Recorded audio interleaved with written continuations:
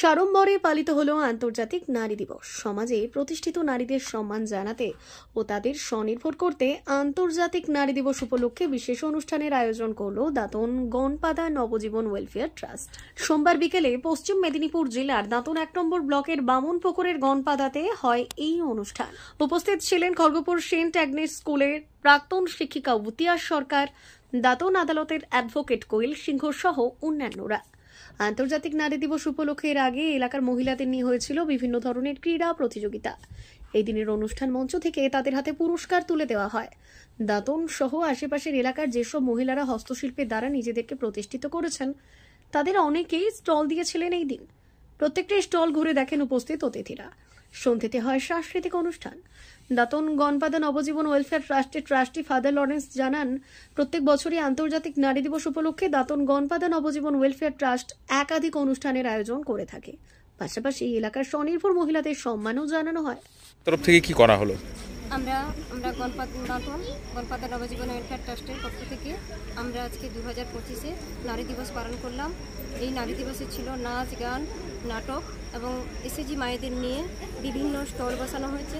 তাদের সুপ্ত প্রতিভাগুলোকে তারা স্টলের মাধ্যমে প্রকাশিত করেছে এবং রাখা হয়েছিল স্লাট বানানো কম্পিটিশন প্রতিযোগিতা, সেই সঙ্গে রাখা হয়েছিল আচার বানানোর প্রতিযোগিতা, সেই সঙ্গে রাখা হয়েছিল টেলারিং কম্পিটিশন প্রতিযোগিতা, যাতে মায়েরা এসে তাদের জিনিসপত্রগুলো বানাতে পারে এবং আমাদের যে এই ছোট্ট 2025-এ যে নারী দিবস হয়েছে এই নারী দিবসে তারা দেখাতে পারে।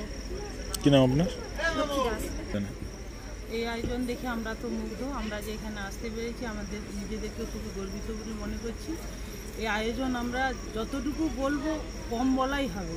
যারা চোখে দেখেনি তারা সম্পূর্ণটাই মিস করবেন। আমরা নিজেরা চোখে দেখেছি এবং খুব আনন্দ পেয়েছি। সবাইকে ধন্যবাদ।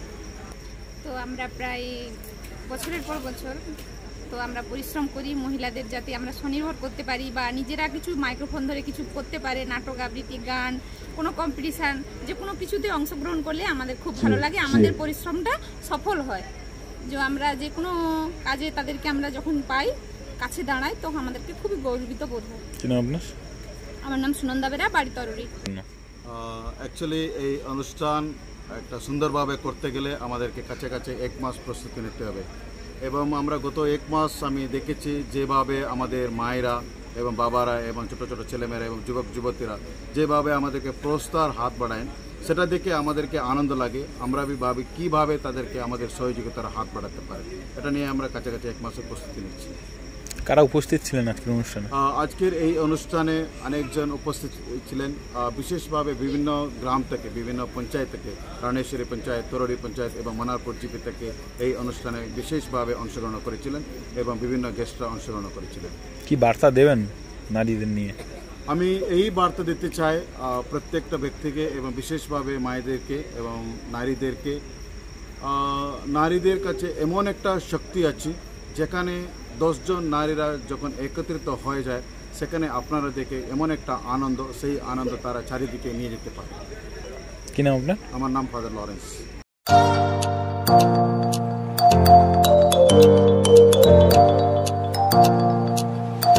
উন্নত ও অত্যাধুনিক চিকিৎসা পেতে আর দূরে নয়, আপনাকে আসতেই হবে জেলার বৃহৎ মাল্টি স্পেশালিটি হসপিটালে।